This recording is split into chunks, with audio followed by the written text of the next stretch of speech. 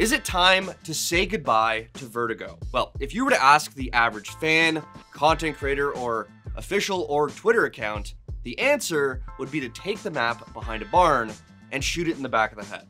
But is it actually that bad? What should replace it? And is there a case to be made for Vertigo?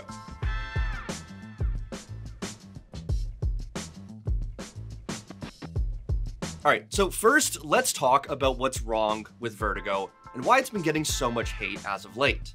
And let me be clear, this is nothing new. With Coull a distant memory now, Vertigo is by far the most divisive map in Counter-Strike, and pretty much has been since it replaced Cache in the map pool back in 2019. Yeah, he did come from under. How could this happen to me?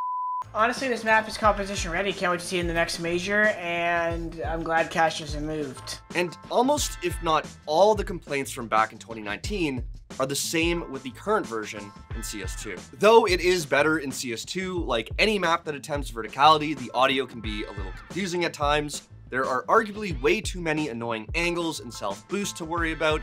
CT rotations take forever, and the list can go on and on. I think a lot of people don't realize is that like every single initial fight you'll take on this map is against a head glitch. You're hitting B, you got a head glitch here, or a head glitch there. You got a head glitch there. This head glitch right here too. Absolutely brutal. But there is one issue that trumps all. One you've probably heard before. Vertigo is a Rush A simulator. B is a historically inaccessible site. I don't know if B site exists on Vertigo. Okay, I'm really not sure that it does. You see, taking mid is a challenge that can often result in early man disadvantages for the Ts. And the only other way to access it is by rounding up a flight of stairs, which puts you in a brutal choke point where bullets, nades, and fire will rain down on you. As a result, Ts almost exclusively hit A site, and as you go up in elo, it only gets worse since taking risks becomes less rewarding, which is why one of its biggest critiques is that it's boring as fuck to watch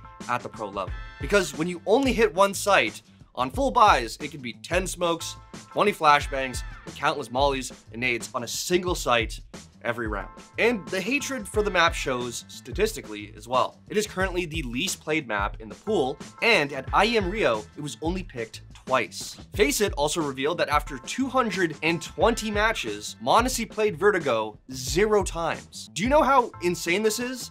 This kid probably plays CS more than anyone on the planet and literally avoids Vertigo like the plague. And this is probably the most damning thing about the map.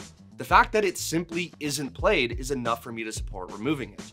Listen, there's always going to be a map that gets less attention than others, but this is staggeringly low. And on top of all that, the recent updates to CS2 have spawned a shit ton of really bizarre bugs that definitely hurt the map's credibility in the time it needs it most. Now, that's not all to say that this map doesn't have its qualities. It's certainly unique and has had quite a bit of influence over the years. I mean, it is the reason you can't throw the bomb off the map anymore. Okay, maybe not the best example. But actually take a moment to think about all the boosts and creativity that this map has allowed for over the years. I think that alone is a reason to appreciate its time in the map pool. Has it overstayed its welcome? Sure, but there are a lot of people that genuinely love this map, and for what it's worth, Vertigo isn't the only map that struggles with these issues and isn't nearly as unbalanced at the pro level as some make it seem. Still, as I said, the fact that this map is barely touched is enough for me to think that Valve should bench it. As for what can replace it, we have options. Sort of. We obviously have Overpass, which I believe was unjustly removed. And then there's also Train and Cache. The issue with Train is that we have no idea if it's actually ready to play in CS2. And before it was removed, it was technically the least played map in the pool. Personally, I've always enjoyed playing Train. And maybe absence makes the heart grow fonder for others. As far as Cache goes, it's kind of the same deal. It looks absolutely stunning, but it's unclear how ready it is, and whether or not Valve has worked out an agreement with its creator. But what if I told you there might be a third secret option?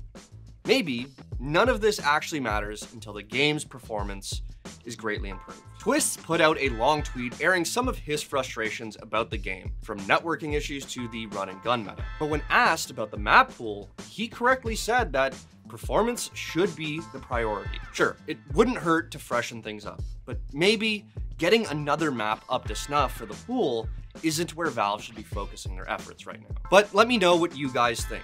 I want you to sound off in the comments whether or not you are a Vertigo lover or a Vertigo hater, or if you agree with Twists and that Valve has a lot of work on their plate. I'm trying to think of some of the worst maps in Counter-Strike history. There's some weird ones, especially like I remember when I was playing like there's a console version on Xbox of Counter-Strike, and there's some wacky maps in there. Miami. Prodigy was a weird ass map. Yeah. Let me know what's your favorite worst map.